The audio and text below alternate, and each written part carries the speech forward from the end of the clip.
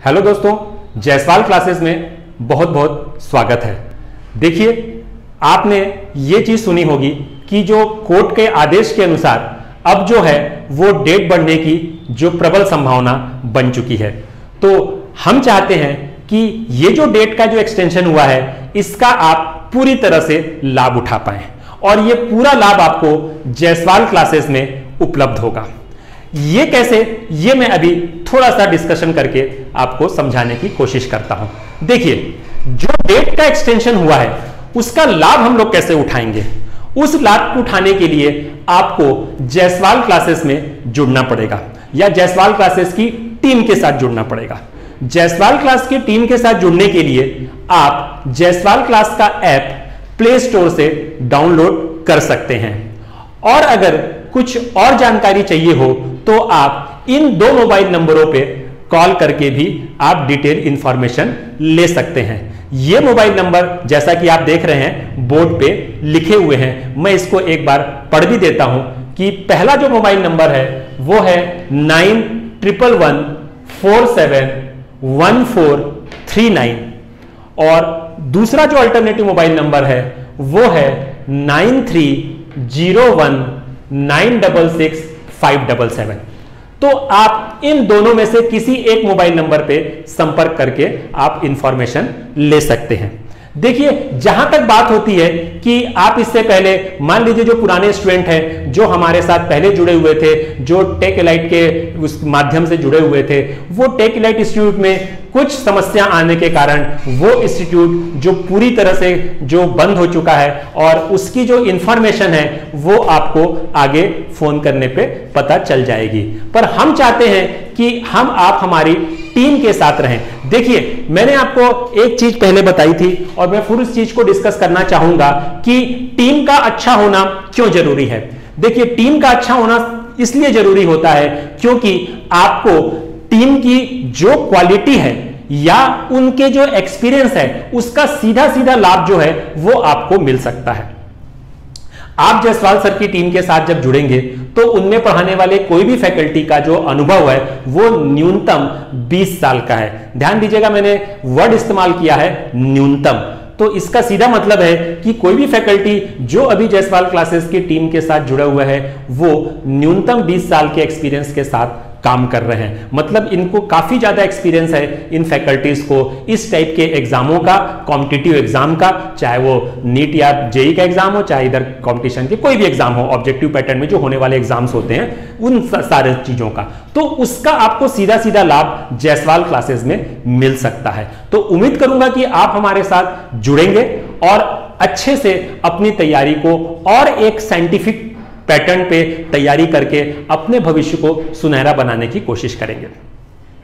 आपको हमारे ऐप में जुड़ने से सबसे बड़ा बेनिफिट यह होगा कि जितनी भी चीजें हैं, जितनी भी इंफॉर्मेशन है, जो भी टॉपिक से रिलेटेड जो डाउट्स हैं या प्रॉब्लम है, वो सारे के सारे आपको सॉल्व होंगे और उसको सीधे के सीधे वीडियो के माध्यम से आपको बताया जाएगा कि जो डाउट हम ऑन पेपर नहीं समझा पाएंगे तो उसको वीडियो के माध्यम से हम लोग क्लियर कर देंगे। दूसरा यह फायदा होगा कि जो टॉपिक्स के ऊपर जो टेस्ट होंगे वो टेस्ट का जो पूरा डिस्कशन होगा, पूरे पेपर का जो डिस्कशन होगा वो सारा का सारा आपको जायसवाल क्लास के ऐप में ही मिल पाएगा। तो अगर आपको पूरी तरह से फायदा उठाना है इस एक्सटेंड डेट का तो आप सीधे तौर पे हमारे साथ जुड़िए और उसका लाभ उठाइए। जो कैंडिडेट पहले से ही ज्वाइन किए हुए हैं उनके लिए तो खैर कोई प्रॉब्लम है नहीं, वो आगे कंटिन्यू करते रहिए और आप में जो भी चेंजेस हम करेंगे अपनी इंफॉर्मेशन में वो आपको वीडियो के माध्यम से या आपके ऐप के माध्यम से या आपके ग्रुप के माध्यम से, व्हाट्सएप ग्रुप के, वो हम लोग अपडेट करते रहेंगे। दोस्तों, मैं अनुपम शर्मा इस टीम का एक हिस्सा हूं और मैं जो सब्जेक्ट देखता हूं वो है केमिस्ट्री वाला पोर्शन। मैं केमिस्ट्री वाले पोर्शन को हैंडल करता हूं और इस वीडियो में मैं एक टॉपिक जिसकी बहुत बार डिमांड आई कि आप उसका एक अलग से वीडियो बना के डालिए, वैसे तो मैंने इसका एक वीडियो बना के डाला ही हुआ है ऑलरेडी, पर कुछ और लोगों की डिमांड थी कि आप उसको अलग से वीडियो एक बना के इसमें डालें, तो वो मैं एक छोटे से टॉपिक का वीडियो यहां पे बना के डाल रहा हूं और वो है आपका पीएच मान। पीएच मान का हम वीडियो इसमें बनाने जा रहे हैं या उस टॉपिक को कवर करने जा रहे हैं। तो सबसे पहले तो इस नाम से समझते हैं पीएच है क्या चीज, पीएच मान क्या चीज है। पीएच मान जो है एक काल्पनिक पैमाना है जिसे सबसे पहले सोरेनसन नामक वैज्ञानिक ने बनाया था। ये जो स्केल होती है, ये जो एक रेंज होती है जिसमें कि ये डाटा यूज किए जाते हैं, और वो होती है पीएच का जो मान होता है वो एक काल्पनिक स्केल में, जैसा कि हम यहां पे दिखा रहे हैं आपको, ये सारे के सारे जो होते हैं वैल्यू, ये यहां से शुरू होती है 0.1 से लेके और ये जाती है अप टू 14 तक का, और बीच में जो होता है वो होता है 7। तो ये यहां से यहां तक का जो एरिया है ये आपका एसिडिक स्ट्रेंथ का है, मतलब वो अम्लीय होंगे। 7 पे अगर किसी भी पदार्थ का, अगर सब्सटेंस का या किसी भी द्रव का अगर पीएच 7 आ रहा है तो वो आपका न्यूट्रल हो जाएगा, और इसके आगे अगर देखें तो ये बेसिक नेचर का होगा या क्षारीय प्रकृति का होगा। तो ये तो एक मोटे मोटे तौर पे मैंने आपको पीएच के ऊपर एक इंफॉर्मेशन दे दी कि पीएच के लिए क्या ऐसे पैमाने होते हैं। पर क्वेश्चन यहां से नहीं बन रहा, क्वेश्चन आगे बन रहा है कि इसका हम लोग कैलकुलेशन कैसे करते हैं। तो दूसरे चरण में आते हैं हम लोग, जो मेन टॉपिक है कि इसका कैलकुलेशन गणना की कैसे जाती है। इसकी गणना एक फॉर्मूले के द्वारा की जाती है, और वो फॉर्मूला मैं लिखने जा रहा हूं, वो है pH is equal to minus log of activity of H plus ion concentration. ये होता है फॉर्मूला pH को निकालने का। यहां पे दो चीजें आपको ध्यान में रखनी है जो इंपॉर्टेंट है। सबसे पहले तो मैंने AH प्लस लिखा है, इसका क्या मतलब हो रहा है? AH प्लस का मतलब होता है activity of H plus ion, और इसको मैंने लार्ज ब्रैकेट के अंदर इनक्लोज किया हुआ है। उसका क्या मतलब होता है? लार्ज ब्रैकेट का मतलब होता है कॉन्सेंट्रेशन या सांद्रता। हमारे केमिस्ट्री में किसी भी चीज को अगर लार्ज ब्रैकेट के अंदर इंक्लोज किया जाता है तो यह समझा जाता है कि वो उसकी कंसंट्रेशन को डिनोट कर रहा है। तो अगर बात करें दोस्तों इन दोनों को मिला के, तो जो हम पीएच निकाल रहे हैं वो उसका फॉर्मूला हो गया, हम पढ़ेंगे कैसे, pH is equal to minus log of the concentration of the activity of H plus ion. तो concentration activity of H plus ion की, अब इसका मतलब क्या है, इसको थोड़ा सा दोस्तों डिटेल में समझ लेते हैं कि activity of H plus ion का क्या मतलब हो रहा है। Activity of H plus ion का मतलब यह होता है कि उस एसिड के द्वारा जो फर्निश्ड H प्लस आयन है, मतलब जो निकाले हुए H प्लस आयन है, उनकी सक्रियता पे पीएच मान निर्भर करता है। अब उसकी सक्रियता बोलने का क्या मतलब हो रहा है वो भी अभी आप समझ जाएंगे, क्योंकि पीएच मान जो है वो एक डाटाबेस इंफॉर्मेशन है। डाटाबेस इंफॉर्मेशन का मतलब होता है आप देख के नहीं बता सकते कि किसका पीएच कितना होगा, क्योंकि आपको उसको कैलकुलेट करना पड़ेगा। और कैलकुलेशन किसके ऊपर बेस्ड हो रही है? कैलकुलेशन बेस्ड हो रही है उस H प्लस आयन की एक्टिविटी के ऊपर, कि किसी भी अम्ल की अम्लता केवल इस बात पे निर्भर नहीं करेगी कि उसका अमाउंट कितना था H प्लस आयन का। आपको यह देखना पड़ेगा कि उस एसिड में जो H प्लस आयन उस एसिड ने दिए हैं उसमें से कितने H प्लस आयन सक्रिय हैं।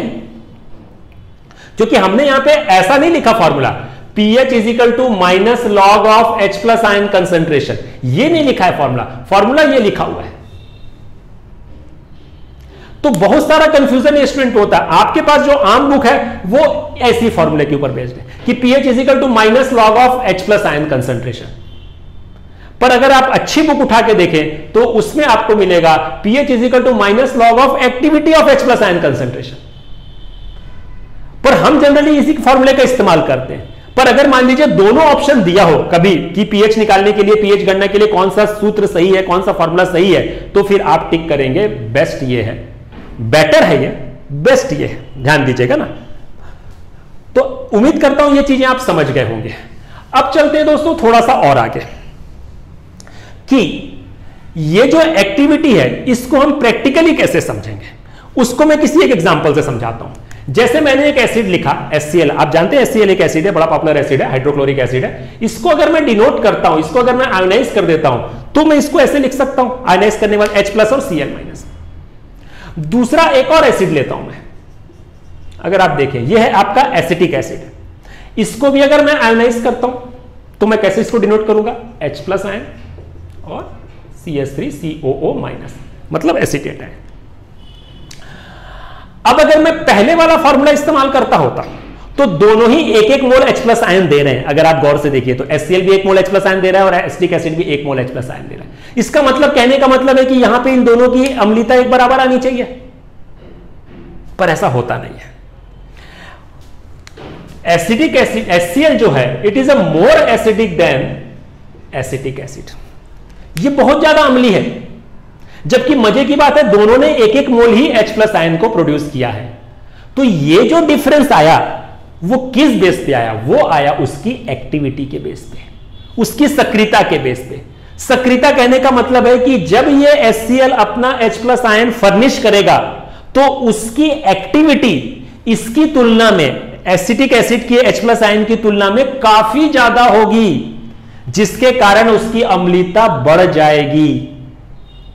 तो किसी भी अम्ल की अम्लता केवल इस बात पे निर्भर नहीं करती कि वो कितना H प्लस आयन फर्निश कर रहा है, बल्कि इस बात पे निर्भर करती है कि वो फर्निश्ड H प्लस आयन कितने ज्यादा सक्रिय हैं। इसी कारण हम बोलते हैं पीएच कैलकुलेशन एक प्रैक्टिकल मेथड है, थ्योरेटिकल मेथड नहीं है। थ्योरेटिकल मेथड के हिसाब से तो आपको दोनों ही बराबर H प्लस आयन दे रहे हैं तो दोनों बराबर अम्लीय होना चाहिए, पर ऐसा होता नहीं है। प्रैक्टिकली देखा जाए तो HCl इज मोर एसिडिक, क्योंकि इसके H प्लस आयन की एक्टिविटी जो है या फर्निश्ड H प्लस आयन की एक्टिविटी बहुत ज्यादा है। तो उम्मीद करता हूं दोस्तों ये सारी चीजें आप समझ गए होंगे। अब चलते हैं थोड़ा सा और आगे। इसी में अगर मैं बात करूं कि मोटे मोटे तौर पे अगर माफ कीजिएगा, मोटे मोटे तौर पे अगर मुझे यह समझना है कि भाई मुझे कैलकुलेशन मान लीजिए करने के लिए अलाउ नहीं करता, तो फिर मैं कैसे जानूंगा कि कौन ज्यादा अम्ली है कौन कम अम्ली है? तो उसके 3 तरीके। पहले मैं इसकी थ्योरी वाली बात करूं, ठीक है, फिर कैसे इस क्वेश्चन को सॉल्व करेंगे वो तो हम देखेंगे, जो न्यूमेरिकल वैल्यू पार्ट में। अगर मेरे को पीएच कैलकुलेशन करने का डाटा नहीं देता है और उसके पहले बोलता है कि भाई भैया बताइए कि ये कौन अम्ली होगा कौन कम अम्ली होगा, तो वो सीधा सीधा अम्लता 3 फैक्टरों पे निर्भर करती है। वो 3 कौन कौन से कारक हैं जिसके बेस पे हम लोग ये पता लगा पाएंगे कि कौन कम अम्ली है कौन ज्यादा अम्ली है, वो तीनों को एक एक करके हम यहां पे डिस्कस करते हैं। सबसे पहला है पीएच मान।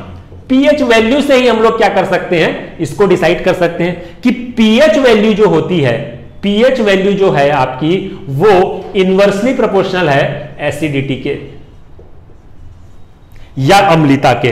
इसका मतलब जिस सब्सटेंस का पीएच मान जितना कम होगा वो उतना ज्यादा अम्ली होगा। जैसे मैं मान लेता हूं कि एक एसिड है X जिसका पीएच मान आपको दे रहा है 3 और एक एसिड है Y जिसका पीएच मान आपको दे रहा है 2, और मैंने पूछा कि कौन सा एसिड ज्यादा अम्ली है, तो आप बताएंगे Y एसिड ज्यादा अम्ली है क्योंकि उसका पीएच मान कम है। पहला तो यह तरीका हो गया कि पीएच मान जितना कम होता जाएगा, माने 7 से जितना नीचे आते जाएंगे, है ना, उतना ही अम्लता क्या होती जाएगी, उस सब्सटेंस की बढ़ती जाएगी। तो पहला तो तरीका है अम्लता को फाइंड आउट करने का। अब आते हैं दोस्तों दूसरे तरीके में कि दूसरा तरीका क्या है। तो दूसरा तरीका है के वैल्यू। के वैल्यू से भी हम लोग क्या कर सकते हैं, अम्लता को पता लगा सकते हैं। अब ये के क्या चीज है, ये है डिसोसिएशन कांस्टेंट ऑफ एसिड। ध्यान दीजिएगा, it is called dissociation constant of acid, या हिंदी में बात की जाए तो अम्ल का वियोजन स्थिरांक। तो इसके वैल्यू के बेस पे भी हम लोग क्या कर सकते हैं, ऑन पेपर अम्लता को डायरेक्ट बता सकते हैं। तो इसका क्या रिलेशन होगा, तो ध्यान दीजिएगा, के वैल्यू डायरेक्टली प्रोपोर्शनल होती है एसिडिक स्ट्रेंथ के। के वैल्यू डायरेक्टली प्रोपोर्शनल है एसिडिक स्ट्रेंथ के। इसका कहने का मतलब यह है कि जिसका के मान जितना ज्यादा होगा वो अम्ल उतना ही अम्ली होगा, और जिसका के मान जितना कम होगा वो उतना ही दुर्बल अम्ली होगा। तो ध्यान दीजिएगा, पीएच और के बिल्कुल एक दूसरे के अपोजिट है ना। ध्यान दीजिएगा, अपोजिट कहने का मतलब है पीएच इनवर्सली प्रोपोर्शनल था एसिडिक स्ट्रेंथ के और के डायरेक्टली प्रोपोर्शनल है एसिडिक स्ट्रेंथ के। तो उम्मीद करता हूं दोस्तों ये पॉइंट भी आपको अच्छे से क्लियर हो गया होगा। अब आते हैं तीसरे पॉइंट पे। अगर हमको थ्योरेटिकली देखना है कि अम्लता कैसे देख रहे हैं हम लोग पीएच के बिना कैलकुलेशन के, तो तीसरा होता है तरीका कि जितने भी खनिज अम्ल हैं, ध्यान से सुनिएगा, जितने भी खनिज अम्ल हैं वो प्रबल अम्ली होते हैं। All mineral acids are strong acid. तो हमने एक टर्म इस्तेमाल किया खनिज अम्ल। खनिज अम्ल या इंग्लिश में बोला जाए तो मिनरल एसिड। खनिज अम्ल ज्यादा अम्लीय है, mineral acid are more acidic. तो सबसे पहले तो आपको यह समझना पड़ेगा कि मिनरल एसिड्स किसको बोलते हैं। तो ध्यान दीजिएगा, वो एसिड जिसमें कार्बन उपस्थित ना हो, ऐसे सारे एसिड्स को हम लोग मिनरल एसिड्स के नाम से जानते हैं। मतलब जिनमें कार्बन एटम दिखे ना, आपको प्रेजेंट ही ना हो, वो सारे एसिड आपके खनिज अम्ल या मिनरल एसिड्स की कैटेगरी में आते हैं। जैसे एग्जांपल मैं यहां पे लेता हूं, खनिज अम्ल का मैंने एग्जांपल लिया तो बड़ा पॉपुलर एग्जांपल ले लूं HCl हाइड्रोक्लोरिक एसिड, और भी example HNO3 nitric acid, H2SO4 sulphuric acid, H3PO4 phosphoric acid, lot of examples are there, बहुत सारे एग्जांपल है। ये सारे के सारे क्या हैं? खनिज अम्ल हैं, और ये सारे के सारे क्या हैं? प्रबल अम्लीय हैं, क्योंकि इनमें कहीं भी आपको कार्बन दिखाई नहीं दे रहा। अब दूसरा, जितने भी कार्बनिक अम्ल होते हैं, ऑर्गेनिक एसिड्स होते हैं, all they are weak acids. तो जितने भी ऑर्गेनिक एसिड्स हैं दे आर वीक एसिड। तो अगर मैं ऑर्गेनिक एसिड्स की बात करूं, जैसा कि मैंने अभी आपको बताया, ऑर्गेनिक नाम से ही लग रहा है, ऑर्गेनिक एसिड मतलब जिसमें कार्बन प्रेजेंट होगा। तो कार्बन प्रेजेंट वाले जितने भी एसिड हैं वो सारे के सारे वीक एसिड की कैटेगरी में आते हैं। अब मैं एग्जांपल लूं, मान लीजिए, तो बहुत सारे एग्जांपल है ऑर्गेनिक एसिड के। अगर मैं ऑर्गेनिक एसिड्स में चला जाऊं तो ऑर्गेनिक एसिड में आपका एसिटिक एसिड हो गया, फॉर्मिक एसिड हो गया, ये मेलोनिक एसिड हो गया, सक्सिनिक एसिड हो गया, टार्टेरिक एसिड हो गया, जो इमली में होता है टार्टेरिक एसिड, वो सारे के सारे वीक एसिड्स होते हैं। तो सारे ये वीक एसिड्स ऑर्गेनिक एसिड्स होते हैं और इनमें कार्बन प्रेजेंट होता है। तो इस बेस पे भी हम अम्लीयता को बता सकते हैं, कौन ज्यादा अम्लीय होगा, जो कौन कम अम्लीय होगा। तो उम्मीद करता हूं दोस्तों ये तीनों पॉइंट आपको समझ में आएंगे। एक तो आपको पीएच मान के बेस पे अम्लीयता समझ में आ गई, दूसरा के वैल्यू के बेस पे अम्लीयता समझ में आ गई, और तीसरा है कि वो ऑर्गेनिक एसिड्स हैं या मिनरल एसिड्स हैं, इसके बेस पे अम्लीयता समझ में आ गई। ये मैंने थ्योरेटिकल की बात की ना, ध्यान दीजिए। पर अगर हमको प्रैक्टिकल जाना होगा तो हमको डाटा चाहिए होगा, और उसको कैलकुलेशन के थ्रू हम लोग क्या करेंगे, समझेंगे। तो अब आते हैं दोस्तों उसको कैलकुलेशन की तरह समझने के लिए कि पीएच को हम लोग कैसे कैलकुलेशन की तरह हम लोग समझ पाएंगे। तो अब मैं कोई एग्जांपल लेके इस चीज को पूरी तरह से समझते हैं। एक चीज आपको यहां पे ध्यान में रखनी है, जो हमने भी पीएच का फॉर्मूला भी लिखा था, pH is equal to minus log of activity of H plus ion. इसमें एक लॉग का टर्म आ रहा है, तो मैथमेटिकली हम लॉग के टर्म को तो सॉल्व नहीं कर सकते, ठीक, पर मैं आपको कुछ तरीके बता सकता हूं जिसके बेस पे आप अपने ऑप्शन के नियरेस्ट तक आंसर तक पहुंच पाएंगे। देखिए मैं ये दावा नहीं करता कि आप एग्जैक्ट निकाल पाएंगे, क्योंकि लॉग टेबल किसी को पूरी याद नहीं रहती ना, आपको मैं बोलूंगा कि याद करिए, क्योंकि 80 से 90% चांस है कि लॉग की वैल्यू क्वेश्चंस में दे देता है, ठीक है। अगर नहीं देगा तो मैं उसके लिए ये कॉन्सेप्ट बता रहा हूं। वैसे तो 90% चांस है कि आपको देगा, 90 क्या 99% चांस है कि देगा, पर अगर मान लीजिए नहीं देता है तो हम उस सेफ्टी के लिए 1% की जो सेफ्टी है उसको ध्यान में रखते हुए कि उस अगर नहीं दिया तो हम कैसे वहां पे अपने आप को बचाएंगे, वहां सेव करेंगे, उसके लिए मैं आपको कुछ तरीके बता दे रहा हूं जिसके आधार पे आप उसको देख सकते हैं। तो पहले तो मैं लॉग के टर्म के ऊपर ही बात कर लेता हूं, फिर हम उसके कैलकुलेशन की बात करेंगे। देखिए लॉग का कैलकुलेशन कुछ इस प्रकार से होता है मैथमेटिकली। अगर मैं बात करूं कि पहला अगर मैं फॉर्मूले की बात करता हूं कि लॉग x इंटू, ये मैंने डॉट लगाया मतलब ये मल्टीप्लीकेशन का साइन है, log x इंटू वाई अगर है, ये अगर log x इंटू वाई अगर है, इसको सॉल्व करना है, तो ये सॉल्व करने के बाद बनेगा log x plus log y। और अगर log x बाई वाई है, अगर ये डिवीजन में है ये फिगर, तो मैथमेटिकली अगर हम लोग यहां पे जाएंगे तो इसको सॉल्व करेंगे log x minus log y। तीसरा formula log 10 to the power x, अगर मान लीजिए ऐसा लिखा हुआ है log 10 to the power x, तो ये इक्वल टू होता है x log 10 और ये इक्वल टू हो जाता है x के, क्योंकि log 10 की वैल्यू जो होती है, शायद आपको पता होगा log 10 की वैल्यू कितनी होती है, 1 होती है। अगर मैं और आगे चलूं तो मैं लिख रहा हूं log 10 to the power minus x, इसका वैल्यू क्या होगा, इसको सिंप्लीफाई करेंगे तो यह आएगा माइनस x log 10 और ये इक्वल टू आ जाएगा -x। तो ये कुछ फॉर्मूले हैं जिनका हम इस्तेमाल लॉग को सॉल्व करने के समय करेंगे। तो उम्मीद करता हूं ये सारी चीजें आपको समझ में आई होगी। अब एक क्वेश्चन को लिखते हैं और क्वेश्चन के थ्रू हम लोग क्या करते हैं, कैलकुलेशन को करने की कोशिश करते हैं। एक क्वेश्चन ये है कि what is the pH of 0.01 molar HCl। आपको इसका pH निकालना है। यह सांद्रता दी हुई है उसकी, m लिखा है, m डिनोट फॉर मोलैरिटी, मोलरता को प्रदर्शित करता है। और मोलरता जो होती है एक सांद्रता को प्रदर्शित करने का तरीका होता है। It is a very popular way to represent the concentration, और वो है आपकी मोलैरिटी। तो ये m के टर्म में दे रहा है। तो आपको बोला 0.01 मोलार HCl का pH क्या होगा। मैंने उसको ओरली बोला, लिखा नहीं, और मैंने यहां पे शॉर्ट में बोला दिया।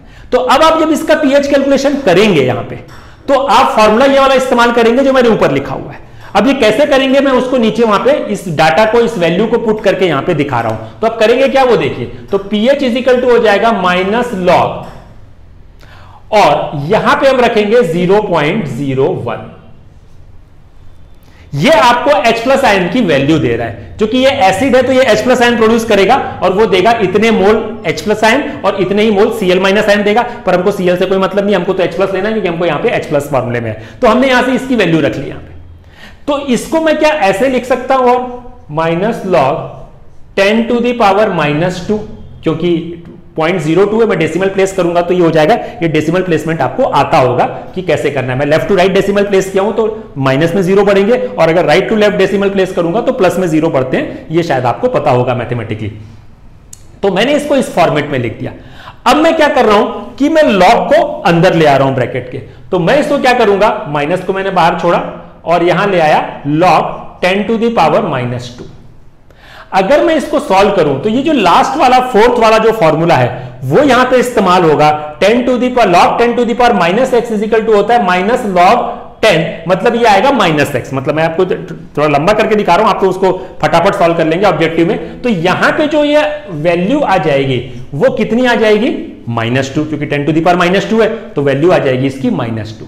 अब चूंकि फॉर्मूले में माइनस पहले से ही आपने देखा यहां पे pH is equal to -log, तो ये अगर मैं ब्रैकेट ओपन करता हूं यहां पे तो ये वैल्यू कितनी आ जाएगी, 2 आ जाएगी। इसका मतलब है कि 0.01 मोलार HCl का pH कितना आ जाएगा, 2 आ जाएगा। तो ये सारी चीजें आप समझ गए होंगे, मैं उम्मीद करता हूं। ये मैंने सिंपल वे आपको बताया, सबसे इजीएस्ट वे बताया, पर इसमें भी कॉम्प्लिकेशन बाकी है। और वो कॉम्प्लिकेशन क्या है वो अब हम लोग आगे देखने वाले हैं।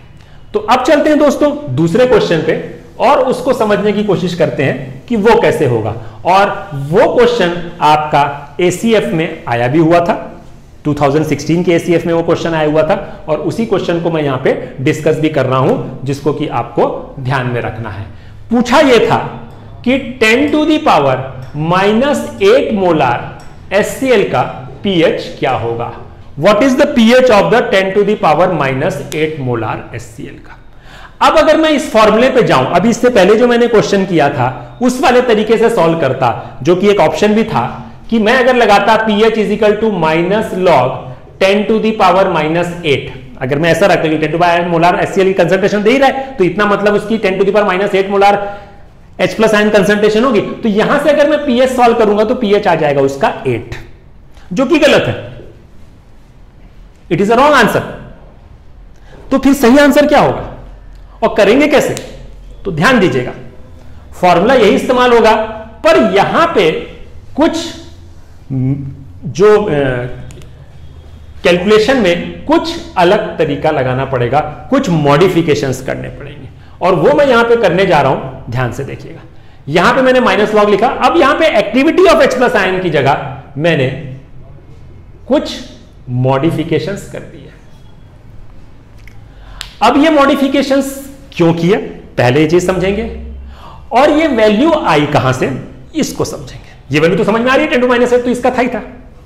ये जो 10⁻⁻7 आपने लिखा हुआ है यहां पे, ये जो है ये H+ आयन कंसंट्रेशन है 10 टू द पावर -7 मोलार, और ये किसकी है, ये वाटर के H+ आयन की ये वैल्यू है। तो अब आपके दिमाग में आएगा कि ठीक है, ये वाटर का H+ आयन है, आपने बताया यहां पे, वो मुझे समझ में आ गया। पर दूसरी बात ये भी समझनी पड़ेगी कि ये यहां पे ऐड क्यों किया यहां पे, और इससे पहले वाले क्वेश्चन में ये कार्रवाई क्यों नहीं की गई थी। तो कैंडिडेट के दिमाग में दो क्वेश्चन जनरेट हो जाएंगे कि पहला कि ये वैल्यू आई कहां से, तो उसका जवाब मैंने दिया, ये वैल्यू आ रही है वाटर के H+ आयन से, क्योंकि वाटर जो होता है, वाटर में H+ ion concentration 10 to the power -7 molar और OH- कंसंट्रेशन भी 10 टू द पावर -7 मोलार होता है। वाटर एक न्यूट्रल सब्सटेंस होता है, उसमें H+ और OH आयन की दोनों की सांद्रताएं क्या होती हैं, इक्वल होती हैं, और जो दोनों ही होती है 10 टू द पावर -7 मोलार, अगर हम मैथमेटिकली डाटा की बात करें तो ये चीजें तो आपको पहले क्लियर होगी कि 10 टू -7 कहां से आ रहा है, ये वाटर से आ रहा है। पर दूसरी बात, अब ये भी आपको कंफ्यूजन ये बना हुआ है कि ये इसको ऐड क्यों किया यहां पे, तो उस कॉन्सेप्ट को सुनिएगा, बहुत ध्यान से सुनिएगा और उस चीज को समझने की कोशिश कीजिएगा। जब ध्यान से सुनिएगा, जब किसी भी एसिड की या कोई भी अम्ल के H+ आयन की जो कंसंट्रेशन है, किसी भी एसिड के H+ आयन की कंसंट्रेशन जब वाटर के H+ आयन के या तो बराबर हो जाए, और वाटर के H+ आयन ये है, उसकी कंसंट्रेशन या तो वाटर के H+ आयन के या तो बराबर हो जाए या उससे कम हो जाए, ध्यान दीजिएगा, तब आपको ऐड करना पड़ेगा उस एसिड की वैल्यू में से। मैं फिर से रिपीट कर रहा हूं कि जब किसी भी अम्ल के H+ आयन कंसंट्रेशन वाटर के H+ आयन के या तो इक्वल हो जाती है, if it is equal to the H+ ion of water, और लेस देन, क्योंकि ऑब्वियसली 10 टू द पावर -8 जो है वो 10 टू द पावर -7 से छोटा है, जो कि निगेटिव में लिखा हुआ है। तो जब उसके बराबर हो जाए या उससे छोटा हो जाए H+ आयन कंसंट्रेशन उस एसिड का वाटर के H+ आयन से, तब आपको वाटर के H+ आयन को ऐड करके कैलकुलेशन करना है। पर आपके दिमाग में आएगा कि भाई पहले क्यों नहीं किया ये काम, पहले इसलिए नहीं किया क्योंकि पहले जो एसिड था उसके H+ आयन की सांद्रता इतनी ज्यादा थी कि वो वाटर के H+ आयन कंसंट्रेशन को सप्रेस कर दे रहा था, या यूं कहिए कि दबा दे रहा था, तो उसका इफेक्ट जो था वो उसके ऊपर नहीं पड़ रहा था। इसको मैं एक जनरल एग्जांपल समझाऊं तो शायद ज्यादा अच्छे से समझा सकूंगा कि हैंग पार्लियामेंट जब बन जाती है, आपने सुना होगा हैंग पार्लियामेंट, या इसको हिंदी में बोलते हैं त्रिशंकु संसद जब बन जाती है, तो उस कंडीशन में आपको करना क्या पड़ता है, अगर सरकार बनानी है किसी भी पार्टी को तो उसको कई पार्टियों को जोड़ना पड़ेगा। तो कई पार्टियों को जोड़ने की जरूरत क्यों पड़ी, क्योंकि किसी भी एक पार्टी को इतनी सीट नहीं मिल पाई कि जो सरकार बना सके, मतलब 2/3 जो चाहिए होती है, 2/3 मेजॉरिटी चाहिए होती है, उतनी सीट उसके पास नहीं थी, तो उसको दूसरों को जोड़ना पड़ा। पर अगर मान लीजिए कोई पार्टी 2/3 मेजॉरिटी अकेले अचीव कर लेती है, तो उसको किसी पार्टी को जोड़ने की जरूरत नहीं पड़ेगी, वो एलोन सरकार बना पाएगी। तो यही कॉन्सेप्ट यहां पे लग रहा है कि जैसे पहले हमने बोला कि 10 to the power -2 molar HCl का pH लेना है, तो हमने डायरेक्ट इसका pH निकाल दिया, हमने वाटर के H+ आयन को ऐड नहीं किया। वो इसलिए नहीं किया क्योंकि इसकी कंसंट्रेशन से वाटर की कंसंट्रेशन से बहुत ज्यादा थी, तो हमने वहां पे उसको निग्लेक्ट कर दिया।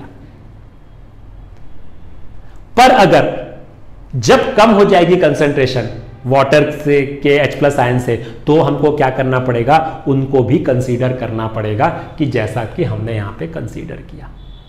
अब इसको लेके मैथमेटिकली सॉल्व कर लेते हैं कि ये अब क्या, इसको हमने जोड़ दिया, तो इसमें अब कैसे सॉल्व करेंगे इसको, हमने माइनस लॉग, इसमें 10 टू द पावर -7 को आप क्या करिए, कॉमन निकाल दीजिए बाहर। तो यहां पे इस ब्रैकेट में मैंने 10 टू द पावर -7 को बाहर निकाल दिया, तो 1 + 10 टू द पावर -1 बचेगा। ये मैथमेटिकली अगर इसको हम सॉल्व कर रहे हैं तो, और यहां से आगे चल लेते हैं हम लोग, तो यहां पे आपके पास हो जाएगा 10 टू द पावर -7 और यहां बच जाएगा 0.1, ये हो जाएगा। अब इसको भी अंदर ले जाता हूं तो ये हो जाएगा minus log 0.1 plus 10 to the power 0.1 into 10 to the power -7। Sorry, ये ऐसा हो गया। ये मैं इसको पहले ऐड कर देता हूं इसको, तो ये बन जाएगा आपका, क्योंकि प्लस है बीच में, तो ये हो गया minus log 10 to the power -7 और यहां हो जाएगा 1.1।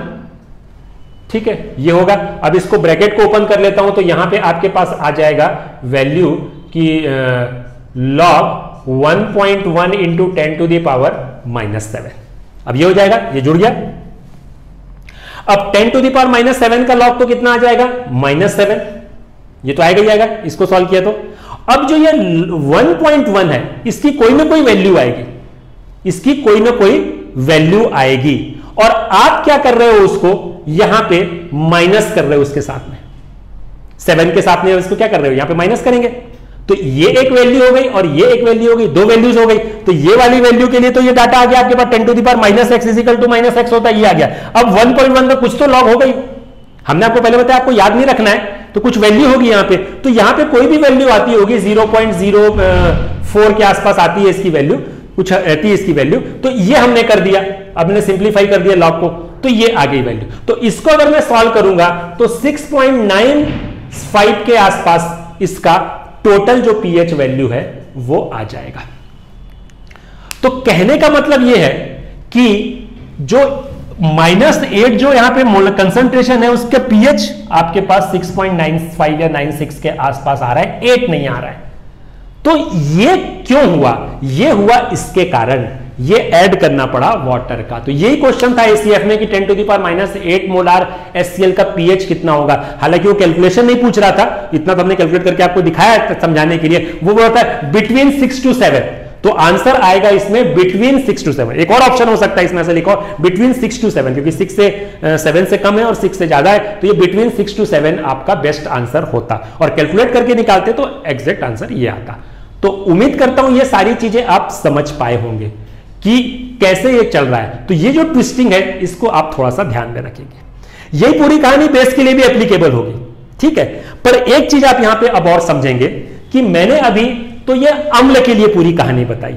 अब किसी क्षार के लिए मान लीजिए मुझे पीएच निकालना है, तब क्या करना पड़ेगा। तो ध्यान से समझिएगा दोस्तों, किसी क्षार का पीएच हम लोग डायरेक्ट नहीं निकाल सकते।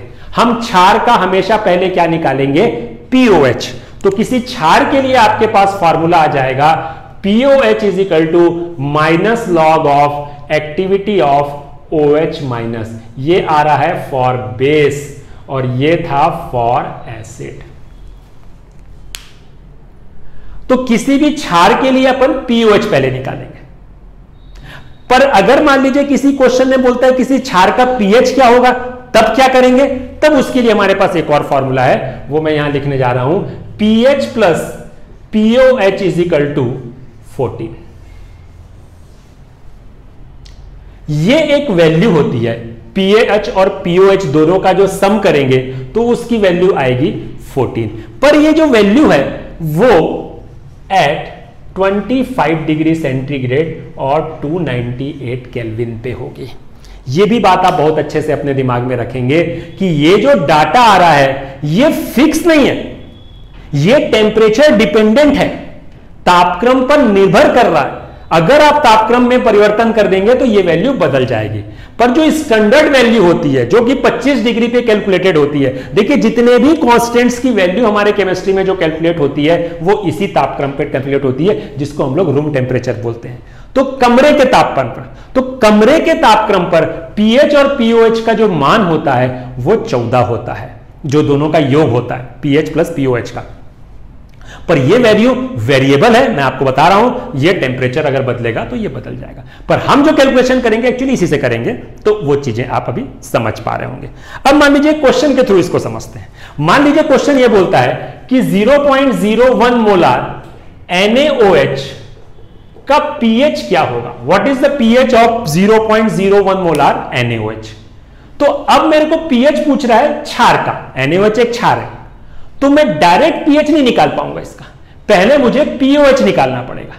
तो मैं लगाऊंगा formula POH is equal to minus log, और OH आयन सांद्रता कितनी दे रहा है, 10 टू दी पावर -2। आप समझ गए 0.01 को मैं 10 टू दी पावर -2 भी लिख सकता हूं, तो मैंने यहां पे 10 टू दी पावर -2 लिख लिया। और यहां से मैं अगर पूरा सॉल्व करूंगा तो माइनस लॉग -2 आ जाएगा, ये मतलब ये अंदर यहां पे आ जाएगा -2, जैसे मैंने इससे पहले पीएच निकाला था HCl के लिए, और यहां से पीओएच आ जाएगा 2।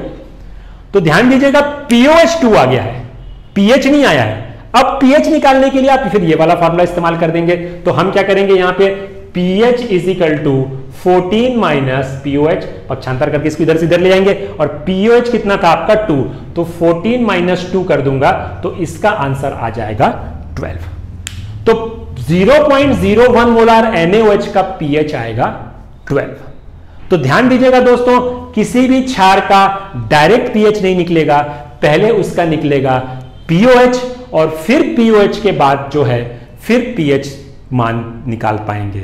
तो उम्मीद करता हूं ये जो pH की गणना से रिलेटेड कुछ इंपॉर्टेंट कॉन्सेप्ट थे वो आप समझ पाए होंगे अच्छे से, और इस वीडियो के माध्यम से आप अपनी नॉलेज और अपनी इंफॉर्मेशन को अपग्रेड जरूर करेंगे, ऐसी मैं उम्मीद करता हूं। और इससे जो क्वेश्चन हैं कंपटीशन में आए हुए उन सारी चीजों को आप सॉल्व कर पाएंगे। तो मैं एक बार फिर चाहूंगा कि आप जायसवाल क्लासेस के साथ जुड़ के, जायसवाल क्लासेस के ऐप के साथ जुड़ के, वहां रजिस्टर्ड होके अपनी सारी जो इंफॉर्मेशन है उसको बेहतर करें और अपने जो नॉलेज को है उसको इंप्रूव करें, ताकि आप अपने भविष्य को बेहतर बना सकें। इसी शुभकामनाओं के साथ धन्यवाद, थैंक यू।